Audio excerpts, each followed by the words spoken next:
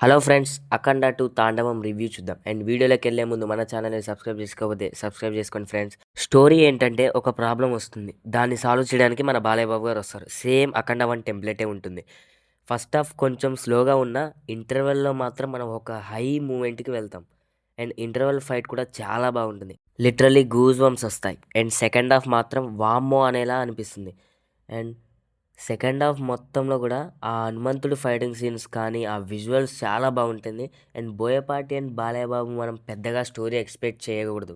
మాకు లాజిక్స్ ఏమీ వద్దు, ఓన్లీ మ్యాజిక్స్ అంటే మాత్రం మూవీకి వెళ్ళండి మీరైతే. అండ్ సినిమా మాత్రం అందరికీ చాలా బాగా నచ్చుతుంది. కానీ బోయపాటి గారి డైరెక్షన్ మాత్రం ఈ మూవీలో చాలా బాగా ప్రాణం పెట్టారు అని నాకు అనిపించింది. ఫస్ట్ హాఫ్ అంతా కూడా మన పెద్ద బాలయ్య గారిని దాచేస్తారు. అండ్ ఇంటర్వెల్ తర్వాత ఎప్పుడైతే పెద్ద బాలయ్య గారు ఎంట్రీ ఇస్తారో అప్పటి నుంచి ఉంటుంది కదా స్క్రీన్ ప్లే, లిటరల్లీ ఆసమ్ అంతే. అలా స్క్రీన్ ప్లే లేస్తుంది, ఒక్కొక్కటి హై మూమెంట్స్ పడతా ఉంటుంది క్లైమాక్స్ వరకు అలా హై మూమెంట్స్ పడతాయి. నెక్స్ట్ బీజిఎం విషయానికి వస్తే చెప్పాల్సిన అవసరం లేదు. తమను ఏం కొట్టాడా అనిపించింది నాకైతే. ఏం ఎలివేషన్ అసలుకి, అలా హై తెప్పిస్తాయి. సనాతన ధర్మ అనేది టోటల్గా ఈ మూవీ థీమ్. బోయా కూడా చాలా బాగా రీప్రజెంట్ చేశారు స్క్రీన్ ప్లే అనేది. నెగిటివ్స్ గురించి మాట్లాడుకుంటే సీజీ అంతగా బాగాలేదు. ఆది పినిశెట్టి గారి దయ్యాల విజువల్స్ పెద్దగా బాగాలేదు. అండ్ మూవీలో బాలయ్య బాబు గారి డైలాగ్స్ అలా వరదలాగా పారుతాయి. అండ్ అది మాత్రం నాకు చాలా హై అనిపించింది. అండ్ ప్రజ్ఞ జైశ్వల్కి మాత్రం దండేసేసారండి.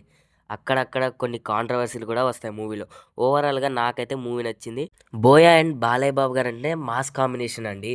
ఇది వాళ్ళిద్దరి మధ్య ఫోర్త్ సినిమా. అండ్ మూవీ మాత్రం సింహ, లెజెండ్, అఖండ మూవీని మించి మాత్రం ఉంటుంది. ఫైనల్గా నేను చెప్పేది ఏంటంటే జై బాలయ్య, ఓం నమ శివాయ.